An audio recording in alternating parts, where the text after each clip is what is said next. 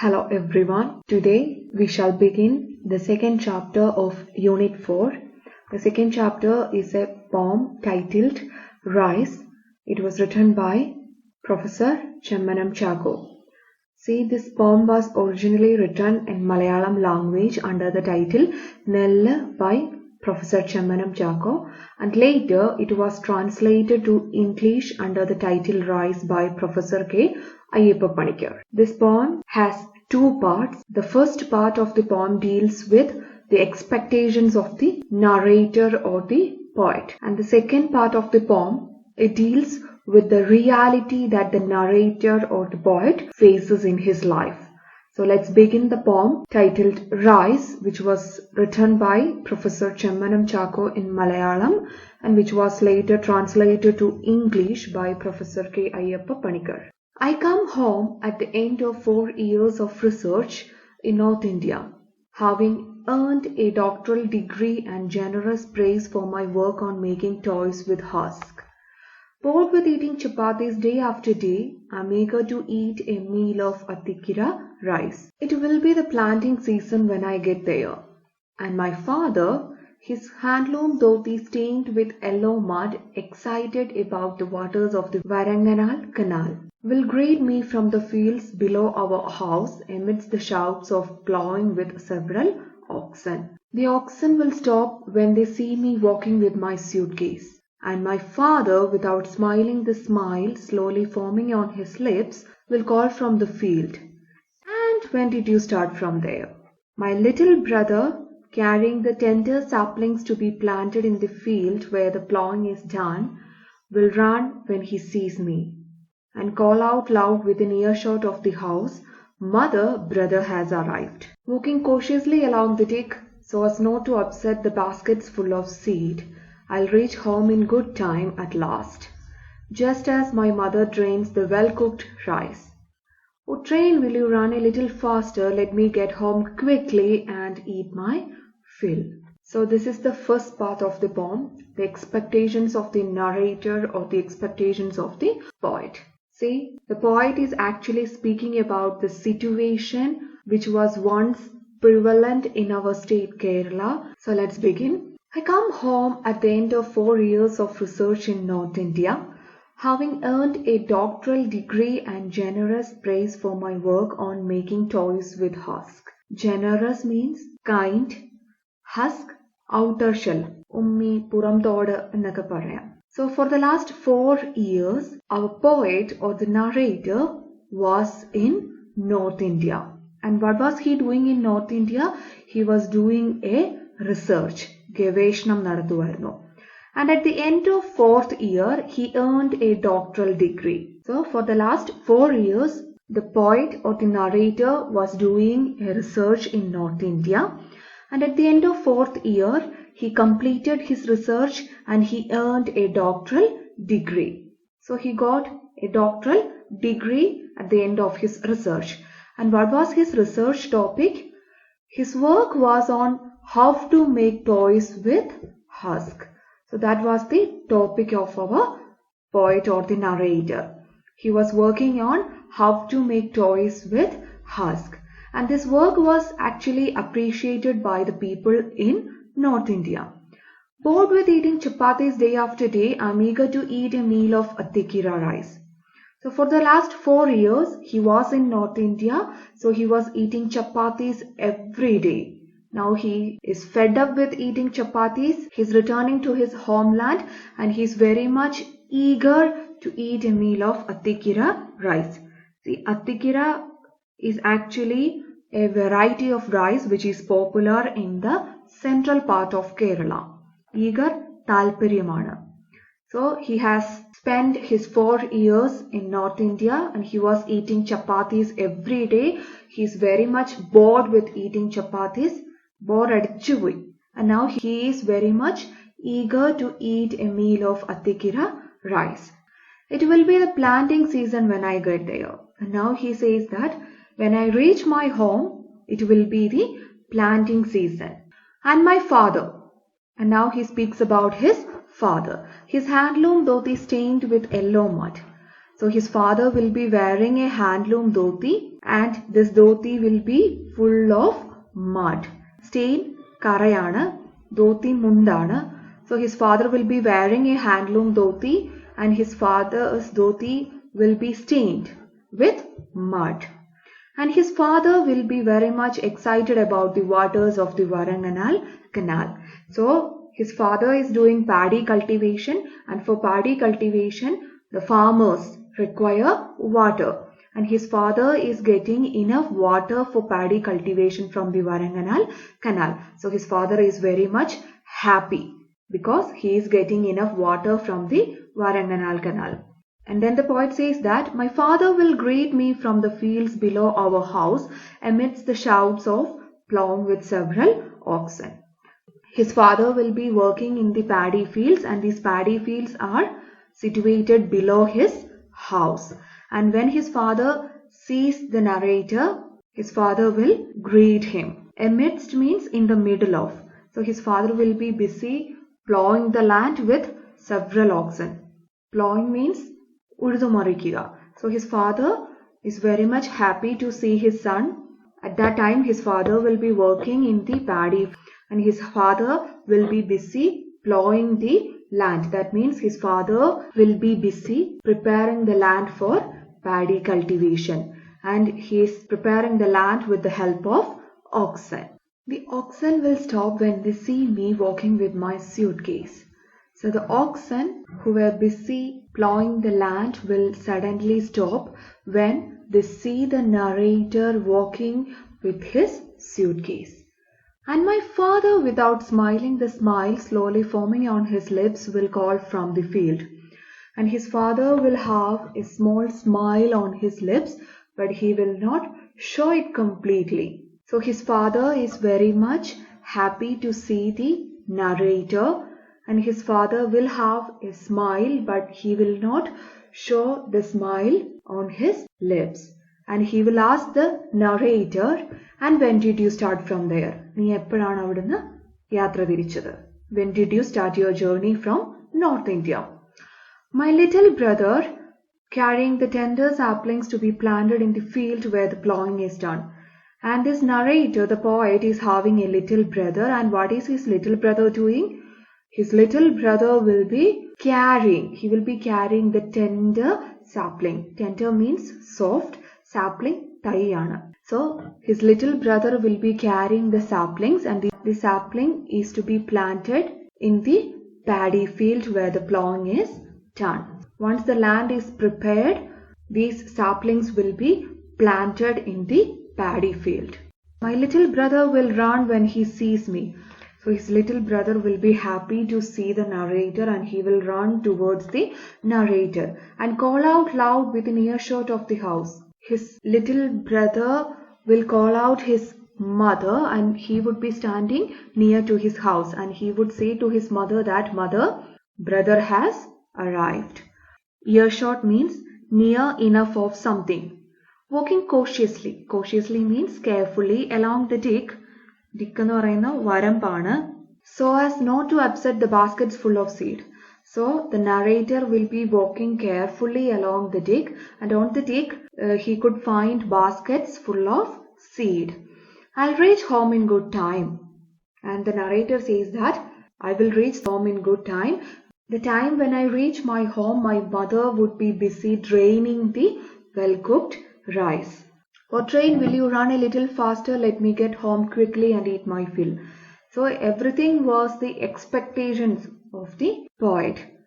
Whatever he has been discussing in this part is his expectations.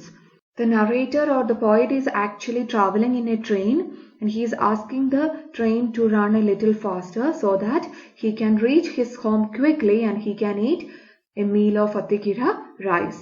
So everything is his imagination, his expectation. Now we shall see what happens when he reaches his homeland. So this is the second part of the poem where the poet explains the reality of our state. The bus stops on the road across from the house. When I left this place, palm-thatched houses could be seen in the distance on the right, but now there is nothing except for trees. how the place has changed. Rubber plants twice my height now stand in rows around me on the ridge where modern and valerian used to be sown, and confuse my path as I walk home.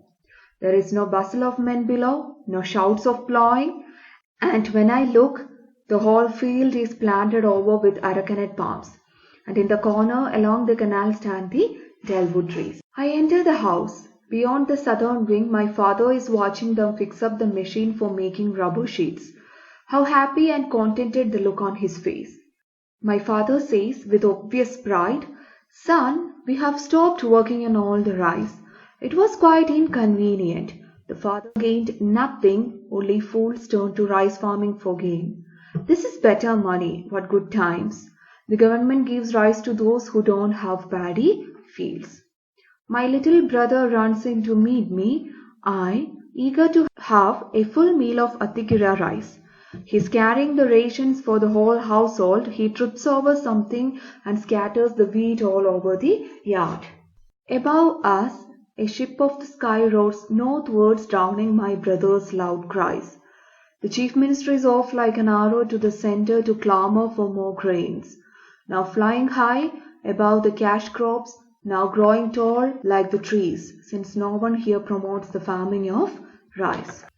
Can we get some husk from the center too to make toys with it? I don't know. So in the second part, the poet or the narrator explains what happens in his homeland when he reaches his home after 4 years. Let's begin the second part. The bus stops on the road across from the house. So finally, our narrator, the poet, he has reached his homeland. And he came by bus, and the bus stopped on the road which is across from the house. When I left this place, palm-thatched houses could be seen in the distance on the right, but now there is nothing except for trees. See, 4 years before, when he left the place, there were palm-thatched houses on the right side of the road. But now you cannot find palm-thatched houses. Instead, in that place you could find trees. How the place has changed. So the place has completely changed. Before 4 years there were palm-thatched houses, but now you cannot find palm-thatched houses. Instead you could find a lot of trees in that place. So the place, his homeland, has completely changed. Rubber plants twice my height now stand in rows around me on the ridge where modern and valerian used to be sown, and confuse my path as I walk home. So now you could find rubber plants on either side of the road, and these rubber plants are twice the height of the narrator, and these rubber plants are standing in rows. You could find these rubber plants around the narrator. And once in this place, the farmers used to sow modern and valerian. Modern and valerian, they are the varieties of paddy. So once in that place, the farmers used to sow modern and valerian. But now the place has completely changed. Instead of paddy cultivation, the people in that place have promoted rubber plantation.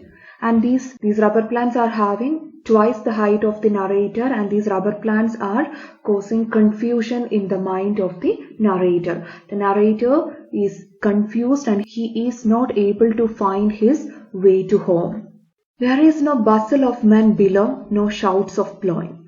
So now you cannot find any sound of men. You cannot find any sound related to plowing. So everything is very calm and quiet. And when I look, the whole field is planted over with arecanut palms. In some paddy fields, you cannot find paddy. Instead, you can find a number of arecanut palms. Arecanut parkana. And in the corner along the canal stand the dellwood trees. And in the corner along the Varanganal canal, you could find dellwood trees. And these trees do not have much use in our daily life. The word bustle means hurried and energetic activity. So now all the men in that place, they have become lazy. They are not at all energetic, and you cannot find any man working in the field. You cannot hear the sound of plowing. The whole field is planted with arecanut palms. Along the canal, you could see the delwood trees. I enter the house. So somehow, finally, the narrator or the poet reached his home. Beyond the southern wing, my father is watching them fix up the machine for making rubber sheets. How happy and contented the look on his face. Contented means satisfied. The narrator reached his house. When he entered his house, his father was standing beyond the southern wing. And what was his father doing? His father was actually watching the people who came to his house for fixing the machine which is used for making rubber sheets. His father was very happy and satisfied. When you look at the narrator's father, you could find happiness and satisfaction on that face. My father says with obvious pride, "Son, we have stopped working on all the rice." So, when his father saw the narrator, his father was very much happy, and with great pride he says, "Son, we have stopped working on rice. We have stopped paddy cultivation." It was quite inconvenient. So it was clearly inconvenient for us. This paddy cultivation was quite inconvenient. The word obvious means clear. Pride, abhimanamanu.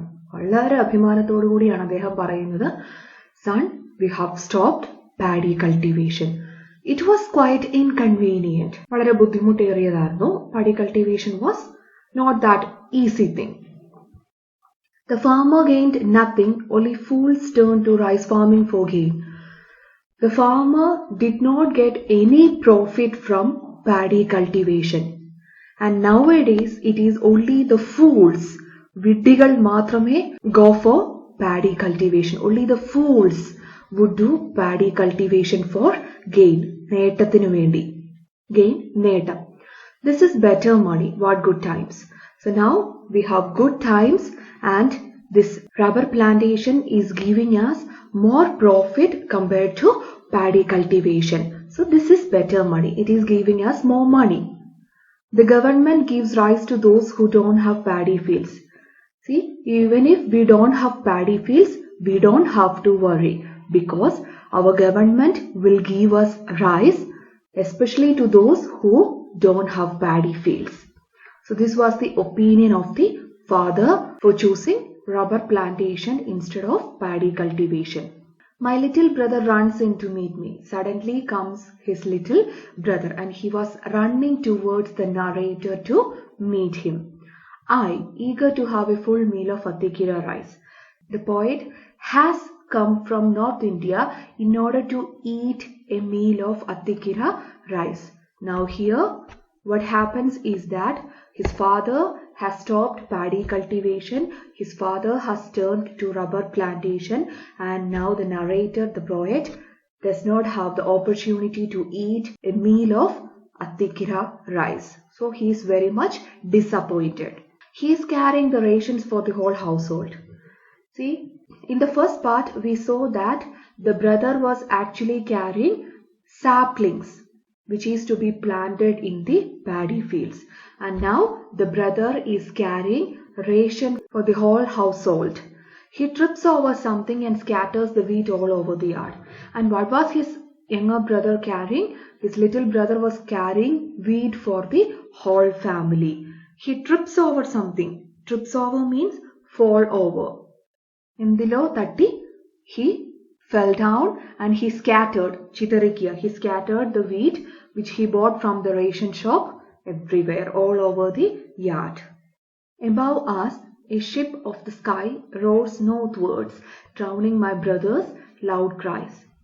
So suddenly his brother started to cry, but drowning his brother's loud cries, there was actually a ship of the sky which was moving northwards. Here ship of the sky means aeroplane. So suddenly the narrator, the poet, heard the sound of an aeroplane, and this aeroplane was moving towards the north side, and it drowned the loud cries of his brother. Drown nu parnal mukkikaleyuka. The chief minister is off like an arrow to the center to clamor for more grains. So who is actually traveling in that aeroplane? It is the Chief Minister of Kerala. The Chief Minister is traveling in that aeroplane, and this Chief Minister is going to the center. And the Chief Minister is going to north in order to meet the central government. And why is he going to the center? Because he has gone to the center to ask for more grains. Clamor means to ask for. Grain, rice aanu. Now flying high above the cash crops. And this aeroplane is flying above the cash crops. Ivide cash crops കൊണ്ട് ഉദ്ദേശിച്ചത് അരക്കനട്ട്, rubber plants, etc. Now growing tall like the trees. And this aeroplane is moving upwards and upwards, and it is growing tall like the trees. Since no one here promotes the farming of rice. So in Kerala, no one is promoting paddy cultivation, no one is promoting the farming of rice. So the Chief Minister is going to north to meet the central government so that he could ask more rice for Keralites. Can we get some husk from the center too to make toys with it? I don't know. And now he is asking himself, can we get the husk from the central government? Because the poet, the narrator, has done research on how to make toys from husk. ഹസ്കിൽ നിന്ന് എങ്ങനെ toys ഉണ്ടാക്കാം എന്നാണ് അദ്ദേഹം research നടത്തിയത്. കേരളത്തിൽ paddy cultivation ഇല്ല, so he is not going to get any husk. അപ്പോൾ ആ ഹസ്കിന് വേണ്ടി അദ്ദേഹം ഹാസ്യ രൂപേണ ചോദിക്കുകയാണ്, can we get some husk from the central government? Only then he can make toys. I don't know. But he does not have a proper answer to that. See, this poem Rise is actually a satire. Satire എന്ന് പറഞ്ഞാൽ ഹാസ്യ രൂപേണയുള്ള കവിതയാണ്. നമ്മുടെ കേരളത്തിലെ ഇപ്പോഴത്തെ അവസ്ഥയെ പരിഹസിച്ചുകൊണ്ട്, അല്ലെങ്കിൽ കേരളത്തിന്റെ കൾച്ചർ മറന്ന് നമ്മൾ ക്യാഷ് ക്രോപ്സിന് കൂടുതൽ പ്രാധാന്യം കൊടുക്കുന്നുണ്ട് എന്ന് കവി തിരിച്ചറിഞ്ഞ് നമ്മുടെ ആ ഒരു ആറ്റിറ്റ്യൂഡിനെ, നമ്മുടെ രീതിയെ കളിയാക്കിക്കൊണ്ടുള്ള ഹാസ്യ രൂപേണയുള്ള കവിതയാണിത്. It is actually a satire. So please go through the poem, understand it well. Thank you.